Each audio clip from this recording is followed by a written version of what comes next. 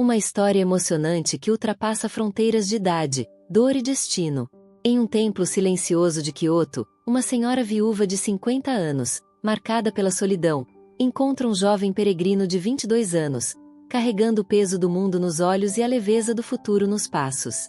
Entre jardim zen e chá cerimonial, nasce uma conexão profunda, onde a sabedoria do tempo encontra a inquietude da juventude. Uma narrativa intensa sobre perda, descoberta e o poder transformador do amor. O cheiro do incenso pairava suavemente sobre o ar da manhã, misturando-se ao perfume das flores de cerejeira que começavam a desabrochar no templo Kiyomizu-dera. O som ritmado da água escorrendo pelas fontes de pedra era como o coração tranquilo daquela cidade antiga. E lá, entre os pilares sagrados e os caminhos de pedregulhos, vivia Sachiko, uma senhora de 50 anos, viúva há quase uma década. Ela usava kimonos discretos, falava pouco e sorria ainda menos. Sua vida se resumia ao pequeno jardim que cuidava todos os dias e ao chá que preparava para visitantes silenciosos. Desde que o marido, Takashi, partirá vítima de um derrame súbito, sua alma parecia ter se fechado como um botão de flor que nunca mais voltaria a florescer. Mas a vida, como as estações, não para. Naquele início de abril, um estrangeiro peculiar chegou ao templo. Não era turista nem devoto. Carregava uma mochila surrada, um olhar curioso e um andar vagamente perdido. Seus cabelos eram castanhos claros, sua pele era bronzeada pelo sol, e os olhos tinham a mistura do cansaço e da esperança. Chamava-se Rafael, 22 anos, peregrino por escolha e errante por vocação. Ele falava um japonês hesitante, aprendido nas margens da internet e polido nos becos de Osaka. Estava em busca de silêncio, de respostas que não sabia formular, como tantos jovens. Quando seus olhos cruzaram os de Sachiko pela primeira vez, ela estava varrendo folhas caídas na entrada do templo. "Oi gozaimasu", disse ele, curvando-se respeitosamente. Ela respondeu com um aceno sutil. Não era de conversar com estranhos. Mas havia algo nele, talvez a forma como olhava o mundo, ou o modo respeitoso com que tocava o chão do templo, como se cada pedra tivesse uma história. No dia seguinte, ele voltou. Sentou-se sob a mesma árvore, leu um livro em francês e desenhou no caderno. No terceiro dia, ela levou-lhe chá. "Este é o chá que meu marido gostava", disse ela, sem saber por que falava daquilo. Ele a ouviu com atenção. Era a primeira vez que ela mencionava Takashi para alguém em anos. Assim começou o hábito. Todas as manhãs, Rafael vinha, e Sachiko servia chá. Aos poucos, as palavras vieram. Ele contou sobre a peregrinação que fazia, sobre ter perdido o pai e rompido com a mãe, sobre como andava sem destino certo, como se o mundo fosse um mapa esperando ser sentido com os pés. "Você parece tão jovem, mas carrega dores de alguém mais velho", comentou ela. "E você parece tão serena, mas vejo tempestades nos seus olhos", respondeu ele. Houve silêncio. Um daqueles silêncios que dizem mais que muitas palavras. E nesse momento, algo se moveu dentro de Sachiko. Algo esquecido, talvez um broto que rompe a terra seca depois de muito tempo. As manhãs viraram tardes. Rafael passou a ajudá-la no jardim. Era desajeitado, mas empenhado. Ela ensinava sobre as flores. Ele contava histórias sobre países que ela nunca conheceu. O tempo, que antes pesava, começou a fluir com leveza. Certa noite, chovia. Ele chegou encharcado, os cabelos grudados na testa, a respiração acelerada. "Eu não tinha onde ficar. Os albergues estão cheios." Ela hesitou. Pela primeira vez, pensou no que os outros diriam. Uma mulher sozinha com um rapaz jovem. Mas ele tremia. Não de frio, de vulnerabilidade. "Fique aqui esta noite", disse.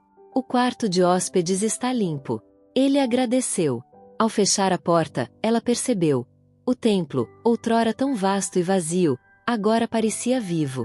Durante a madrugada, ela ouviu passos suaves. Encontrou-o no corredor, olhando o jardim à luz da chuva. "Você não consegue dormir?" perguntou ela. "É como se meu coração batesse rápido demais perto de você." Ela não respondeu. Apenas se aproximou e segurou sua mão. Foi o toque mais simples, e o mais profundo. Como se dois mundos tivessem se encontrado sem aviso. Os dias seguintes foram diferentes. Ele a observava como se cada gesto dela fosse arte, o modo como dobrava o kimono, como preparava o arroz, como penteava os cabelos em frente ao espelho. Ela, por sua vez, passou a notar detalhes em Rafael, o jeito como mordia o lábio ao pensar, como seus olhos se perdiam quando ouvia música, como falava baixinho com as pedras do jardim, como se pedisse licença ao tempo. Então veio o momento inevitável. Na casa de chá, enquanto ela ensinava a ele o ritual da cerimônia, suas mãos se tocaram novamente. O contato durou mais do que o necessário. Seus olhos se encontraram. E naquele silêncio sagrado, beijaram-se. Foi um beijo calmo, mas intenso. Como o mar que parece quieto, mas guarda correntes profundas. Você tem certeza? Ela perguntou, os olhos marejados. Eu nunca tive tanta certeza de algo. E fizeram amor naquela noite, entre futons estendidos e janelas entreabertas. Não foi um ato de desejo apenas, mas de fusão. Ela, com suas marcas, sua sabedoria e sua fragilidade. Ele, com sua juventude, sua sede e sua entrega. O tempo passou. A relação floresceu, apesar do contraste de idades. Às vezes, ela se perguntava se aquilo era certo. Mas, então, olhava para ele dormindo ao seu lado, e sabia. Não era questão de idade, mas de alma. Um dia, ela o levou ao túmulo de Takashi. Ele foi o único homem que amei. Até agora. Rafael se curvou diante da lápide. Chorou em silêncio. Ele compreendia, não como rival, mas como herdeiro daquele amor interrompido. O fim chegou como chegam as estações. Inevitável. Rafael precisava partir. Sua jornada ainda não terminara. Se eu ficar, deixo de ser quem sou, disse ele. Se você for, deixo de ser quem me tornei com você. Despediram-se no mesmo templo onde se encontraram. Ela, com um kimono branco, símbolo de novos começos. Ele, com a mochila e um olhar carregado de tudo o que viveram. Não prometo voltar, disse ele.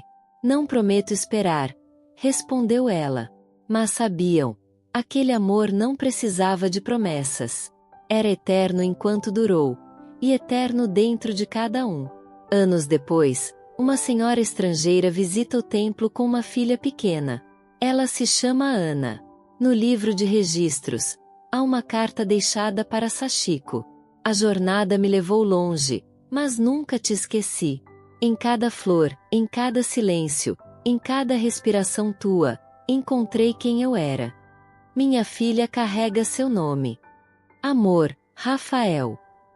Sachiko leu a carta sentada sob a árvore onde tudo começou. Seus olhos, já marcados pelo tempo, se fecharam em paz. E pela primeira vez em muito tempo, ela sorriu. A flor que dormia dentro dela, finalmente, havia florescido. Não deixe de se inscrever no nosso canal e ativar o sininho para receber nossas histórias assim que forem publicadas.